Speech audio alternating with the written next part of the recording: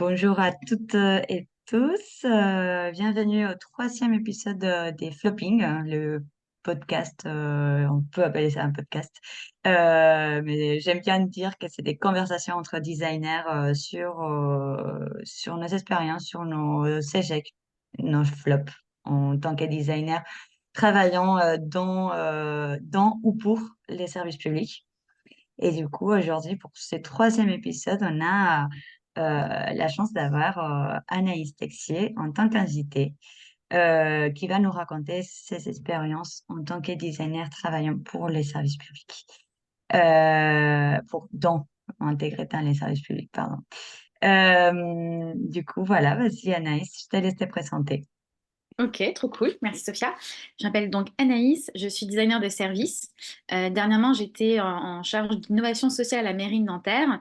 Et moi, en tant que designer de service là-bas, je bossais sur des éléments de programmation dans un tiers-lieu citoyen, c'est-à-dire un lieu dédié à la citoyenneté et aux transitions écologiques, numériques, gestion de projet. Et comme j'ai également une casquette de facilitatrice et une grande appétence pour la gamification et la ludopédagogie, ben, j'ai été sur des projets de co-construction, des projets également d'animation d'escape game, de design de jeux pour le grand public, donc public nanterrien. Et aujourd'hui, je vais vous partager deux flops qui me sont arrivés dans ma dernière expérience, donc à la mairie de Nanterre, où j'étais pas fière du tout de moi en tant que designer, où ça s'est très mal passé, que j'ai très mal vécu, mais dont je me suis remise. Le premier, quand je suis arrivée à la mairie de Nanterre, alors petit contexte, à la mairie de Nanterre, le tiers-lieu dont je vous parle s'appelle l'Agora. Euh, c'est un lieu qui a été longtemps dédié aux projets citoyens, aux idées des citoyens, citoyennes. Donc, quand quelqu'un voulait créer, je sais pas, voulait créer un cycle de conférences ou une session en psychanalyse sur un mois sur l'impact des fleurs sur le cerveau, et ben, ils contactaient l'Agora et les membres de l'Agora, les agents de la mairie, du coup, leur venaient en aide pour les apprendre dans la méthodologie ou dans la logistique ou dans l'organisation. On a voulu réinventer cet accompagnement pour proposer justement aux citoyens de passer de l'idée au projet et moi, en tant que designer, d'apporter de la méthodologie. Comment on se fait confiance, comment on a de la confiance dans son projet, dans son idée, et quels sont les différents outils à proposer pour monter en compétences.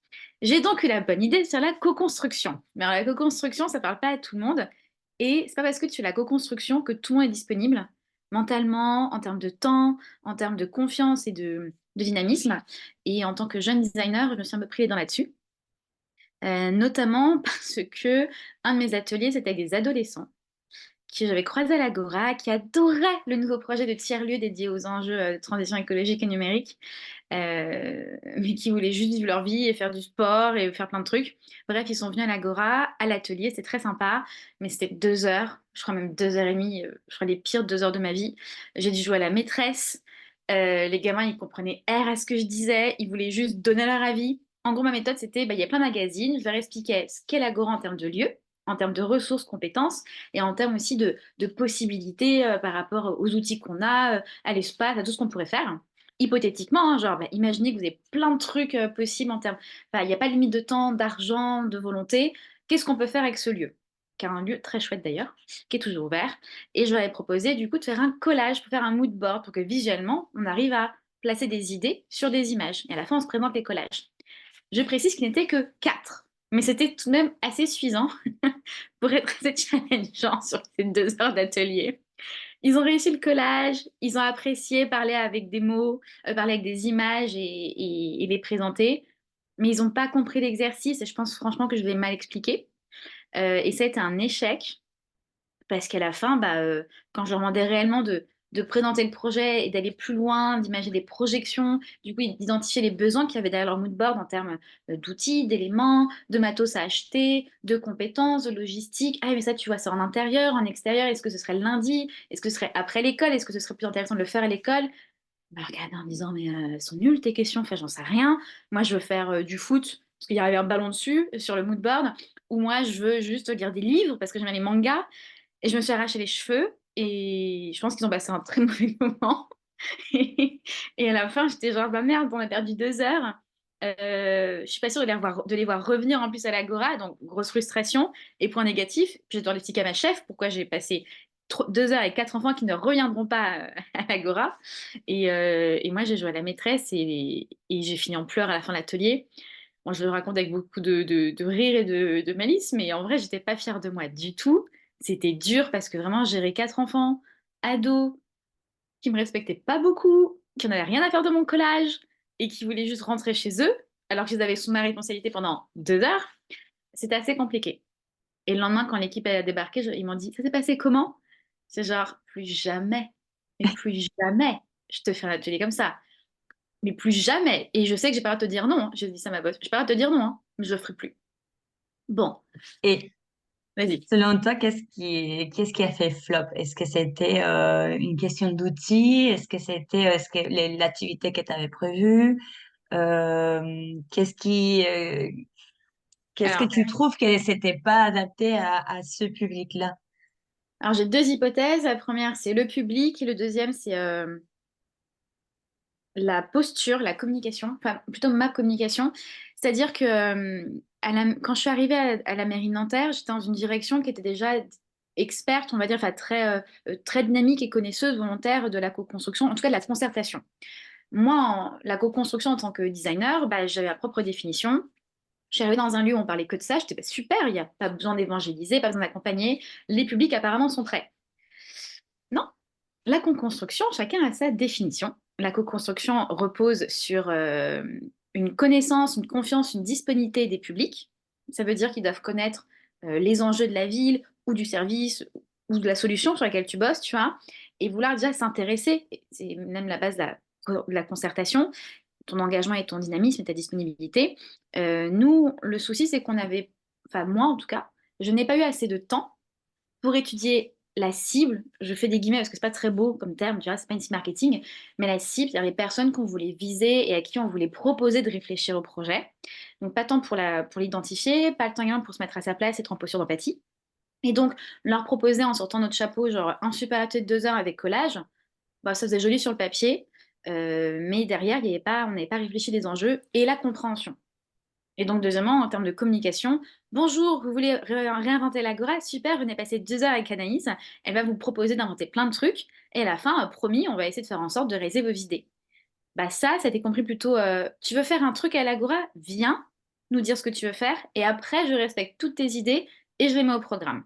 Sur mon budget. C'est ça que les gens ont compris. Bah, dans les projets de construction et concertation, en fait, c'est ça un peu le problème. Comment être clair à 100% pour que tout le monde comprenne que oui, bah, les gens ils sont sollicités pour donner leur avis, construire quelque chose en commun, mais c'est pas juste une expression des besoins et des envies individuels. En fait, que justement, c'est une construction collective de quelque chose. Et comme tu dis, euh, la participation des citoyens, n'importe quel âge, c'est c'est un engagement. Ouais. Des citoyens qui doivent être déjà un peu acculturés aussi à la participation citoyenne et en quoi ça consiste. Ouais, je vois bien ce que tu veux dire, oui.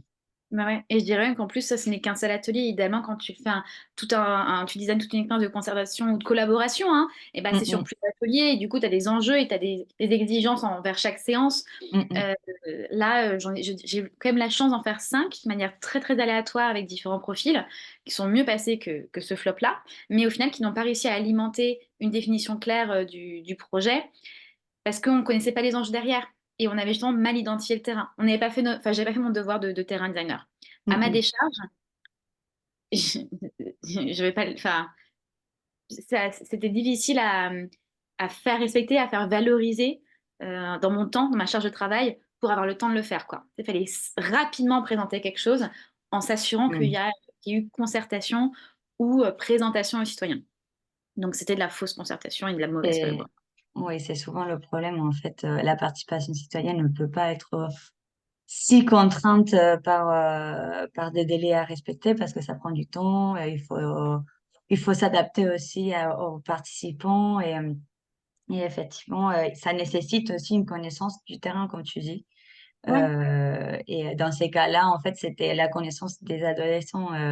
Bah, proposer juste une animation, une activité d'éco-construction, des fois ça marche pas parce que on connaît pas leur intérêt, qu'est-ce qui fait qu'ils soient là, pourquoi ils sont venus. En fait, c'est super important de savoir pourquoi les participants sont là, en fait. Bah ouais. Et je dirais même qu'aussi, je pense que cette petite mission, tu vois, elle a été drivée par des objectifs. On veut à tout prix de faire un nouveau projet et la priorité, c'est qu'il soit soutenu, imaginé par les citoyens. Bah, c'est dommage parce que du coup, on ne réfléchit qu'en termes de chiffres, tu vois, de combien de personnes on a pu apostropher. Et surtout, j'ai l'impression qu'on a eu plus besoin d'une validation, de s'assurer qu'on a respecté les citoyens, et alors on leur a rien présenté. Et du coup, on n'a rien présenté de qualitatif pour eux et il n'y a pas eu de réel enjeu, envie de s'engager pour eux à ça, envers ce projet-là. Donc c'était un gros flop, mais j'ai réussi à en faire d'autres après et ça s'est beaucoup mieux passé. Du coup, tu as quand même tiré des enseignements de cette Ah oui, expérience. non, Pierre, forcément, il y a enseignement des flops, hein, c'est juste que parfois c'est douloureux, ou c'est la honte. Voilà. Tu sais que je te parle de mon deuxième? Vas-y. Ok, le deuxième, c'était pas de la co-construction, mais c'est de l'accompagnement de projet. Tout dans le cadre de ce projet-là, l'idée de ce tiers-lieu, c'était également de faire en sorte qu'il y ait les citoyens représentés, mais également présents, qui s'approprient le lieu, pas tellement le projet, mais le lieu. Il y a quand même beaucoup de personnes qui avaient des envies, pour pas dire besoin, plutôt des envies de découvrir des méthodes et de partager leurs idées entre pairs pour monter, pas pour monter en compétence, mais pour que leur projet soit nourri. Et donc, on s'est dit, ben, on va lancer des promotions d'accompagnement de projet, avec un accompagnement que j'avais designé, que j'avais déjà pu tester dans le passé, donc une méthode qui marche, qui est douce, qui prend pas trop de temps à designer, qui prend pas beaucoup non, qui demande pas non plus trop de temps aux participants à s'engager dessus. Donc il y a eu deux promotions. La première, c'était un succès. C'était deux personnes qui avaient une idée et qui voulaient des outils ou une aide pour la concrétiser, pour l'expliquer, pour ensuite la présenter, pour soit gagner, je sais pas, un prix ou un budget ou pouvoir en faire une micro-entreprise. Donc super expérience pour la première, même si ça demandait beaucoup de temps et que je me suis vite rendu compte que ça demandait à moi une posture de coach et pas que d'accompagnatrice, et que je n'avais que même pas 1 heure par semaine dédiée à ça, sans compter mes heures d'animation. Et que bah, ces personnes-là, il fallait aussi les rendre autonomes et autodidactes et engagées. Donc heureusement, elles avaient du temps et de la disponibilité, mais ce n'était pas le cas avec mon deuxième groupe, qui n'était pas engagé dans le sens, ils avaient une idée, mais ils n'avaient pas assez mûri l'idée pour réellement l'exploiter en tant que projet. Et aussi, ils n'avaient pas autant confiance dans leur idée que mon premier groupe. Et c'est là où je me suis rendu compte que accompagner des gens, tu as aussi une responsabilité morale et mentale en fait envers eux. Et demander à des agents de passer 2 heures par-ci pour accompagner des idées, sans avoir le temps de s'intéresser à leur profil psychologique, à leur confiance, à leur situation, à leur vie, est-ce qu'ils sont au chômage, est-ce qu'ils ont vécu une dépression avant, est-ce que c'est beaucoup d'enjeux en fait que j'ai entre les mains, bah, ça peut être innocent, ça peut être dangereux. Et du coup, il y a un flop parce que bah, la deuxième promo, j'ai dû, au lieu de durer 2 mois, on l'a faite sur 4 parce qu'on n'arrivait pas à se voir. Et que le groupe, en fait, je pense, ma promo a été très déçue, ils m'ont pas verbalisé, mais je pense qu'elle a été très déçue par cet accompagnement parce que leur idée n'a pas vu le jour. Même si on est allé jusqu'au bout du programme, ils n'ont pas pu l'apporter et à la fin, ils n'en étaient pas fiers, quoi. Et c'était un flop parce que je l'ai vraiment mal vécu en tant que designer. Et comme j'ai la posture facilitatrice, tu vois, il y a le côté inspirer les gens qui est vachement présente, moi, dans la posture, sans m'en rendre compte. Et je l'ai très mal vécu personnellement, plus que les gamins. Les gamins, c'était juste une soirée exécrable. Là, c'était mince, je leur ai fait perdre leur temps. J'ai aussi perdu le mien. Mais en plus, je les ai pas inspirés. Et ça se trouve, je les ai découragés à développer leur idée. Et ça, c'était dur à vivre. C'était aussi dur à expliquer lorsque j'ai dû ensuite faire un rapport en disant bon, bah, on a essayé on a essayé une méthodologie différemment sur deux groupes.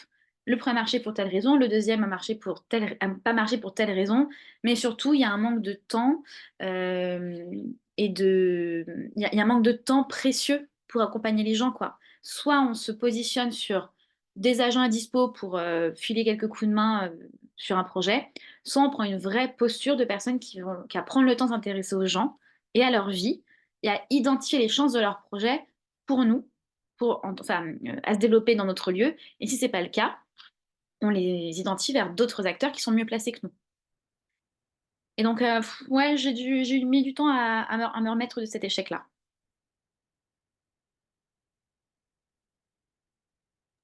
Ah, je reprends. Bah ouais, bah il y a une chose que tu as dit que je trouve que c'est très intéressant. Ça fait un peu le lien avec le deuxième épisode des floppings justement avec Jackie Fouché sur prendre en compte des aspects psychosociaux en fait des agents qui on n'y pense pas forcément en fait à savoir bah, comment ils se sentent en ces moments, comment ils sont au travail.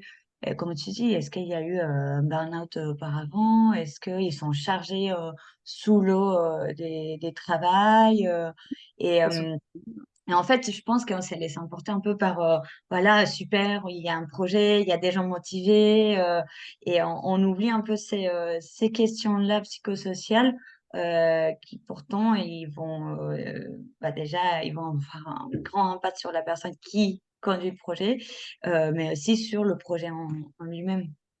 Mais carrément. Mais c'est marrant parce que je pense, enfin, je sais pas si parce que si j'ai fait cette erreur-là parce que c'était un peu une erreur débutante, parce que j'étais en mode projet jusqu'avant et que j'avais cette casquette de professionnel. Tu vois, en plus, moi, j'étais passée par des startups avant, je n'ai pas du service public.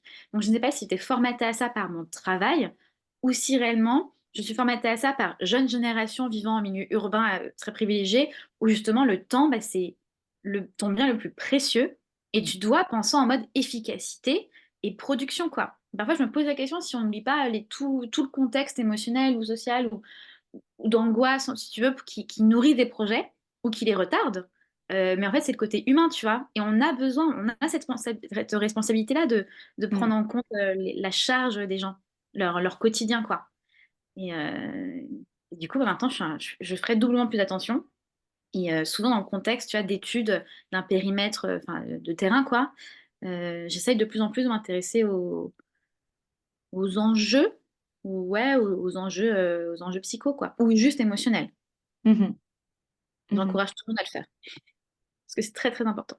Et effectivement, cette question du temps, je trouve que c'est très, très important. Je l'avais déjà dit dans un des épisodes.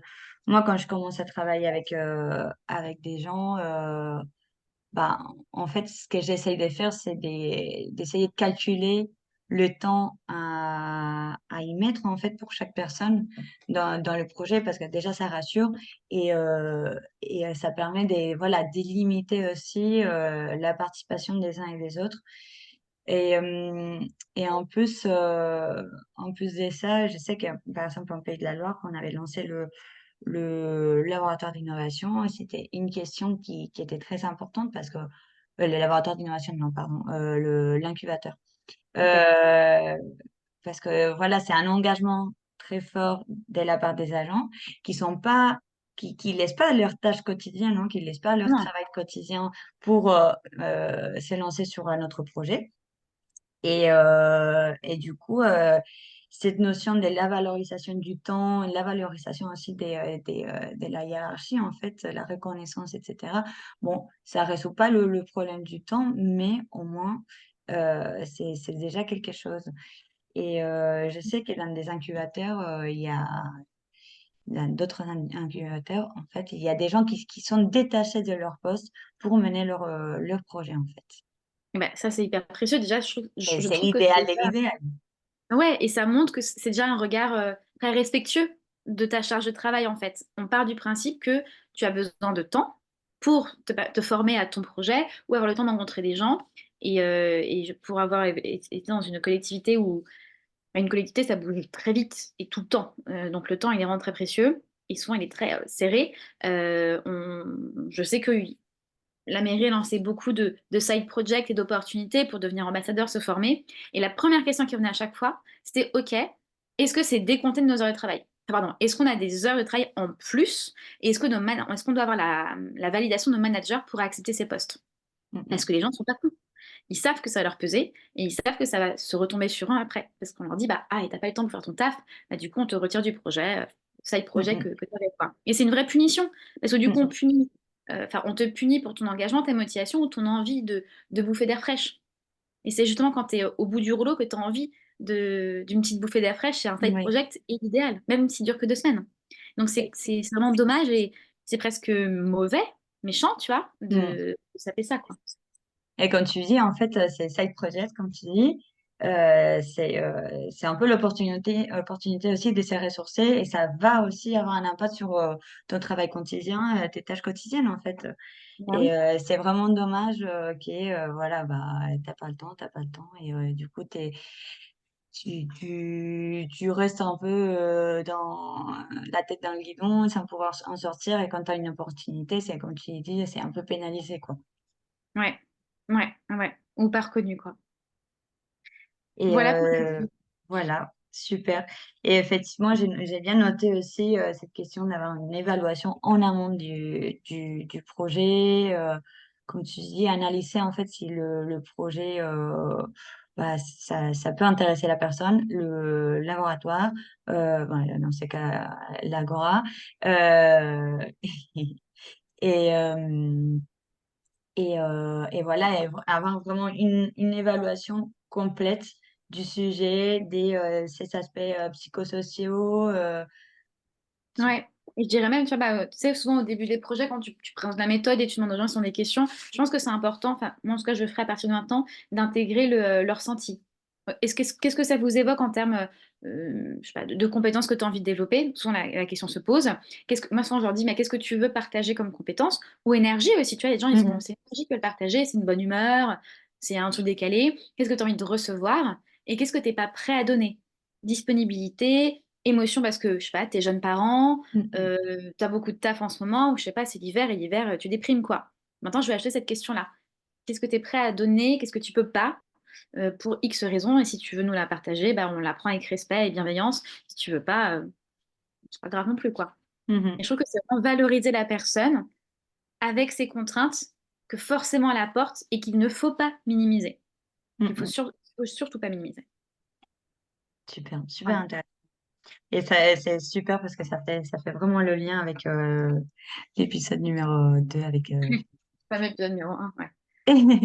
Bon, bah, super. Merci Anaïs. Je vais pas te prendre beaucoup plus de temps parce que le but, c'est d'avoir une conversation rapide, informelle entre nous. Ok. Par contre, tu sais bien, j'aime bien finir les épisodes avec une petite anecdote sur ton plus grand flop. Alors, j'ai pas eu d'énormes flops où je me suis vraiment où je me suis tapé la honte, ou alors j'étais pas fière de moi, où j'ai fait une énorme gourde. Je me dis que ça se trouve, je suis très professionnelle et que je viens préparer. Mais j'ai une anecdote qui m'est revenue ce matin et j'étais quand même, elle est incroyable, qui a plutôt eu un impact sur mon rapport au travail. J'ai un rapport au temps, on va dire, j'ai toujours peur de manquer de temps ou de mal exploiter mon temps, tu vois, de ne pas avoir un beau rendement. Du coup, si je peux être à 3 endroits à la fois en même temps, j'en suis ravie. Même si mon cerveau il est un peu confus après, tout le temps même, mais j'en suis ravie. Et un jour, je devais aller à une réunion en fin de journée, qui commençait à 19h en plus, donc voilà. Et j'ai plus beaucoup de batterie, mais je connaissais l'adresse. Et bien sûr, je pars en retard à cette réunion. Est-ce que je finissais une autre réunion avant? Ouais, parce que c'est toujours comme ça. Et donc, je préviens les organisateurs pour leur dire, eh ben, je serai en retard, mais je viens parce qu'il faut vraiment que je vienne, parce que c'est à moi de faire le CR pour ensuite en parler à la réunion d'équipe. Donc, si je viens pas, c'est la cata. Mais c'était vraiment emmerdant que j'assiste pas à cette réunion-là. Puis, voilà, donc je suis en retard. Et malheureusement, enfin malheureusement, je ne sais pas, mais sur le chemin pour aller à cette réunion-là, je tombe sur un oiseau sur le sol, un petit oiseau noir qui avait une aile cassée. Il était en sang, je te jure. Et là, je me retrouve, et je regarde autour de moi, tu vois, il y a personne, mais il y a personne avec cet oiseau. Donc je me dis, alors soit je ma réunion et je continue à bien gérer mon temps comme je l'entends, soit je m'arrête et je m'occupe de cet oiseau qui va mourir. Et ben écoute, j'avais plus de batterie, mon téléphone s'est éteint. Donc j'ai vu ça comme un signe. J'ai pris l'oiseau entre mes bras, je suis allée vers des personnes leur demandant est-ce que vous savez parce qu'il y a un vétérinaire? Les personnes ont flippé, n'ont pas voulu m'aider. Je suis allée voir d'autres personnes qui ont bien voulu m'aider. On m'a dit il n'y en a pas. Je suis ok, bah, je pense que je vais quand même en rentrer chez moi en fait. On est allé chercher un carton chez le boucher. Donc là, je m'éloignais, mais royal, de mon point de rendez-vous de ma réunion, hein, pour laquelle il m'attendait d'ailleurs.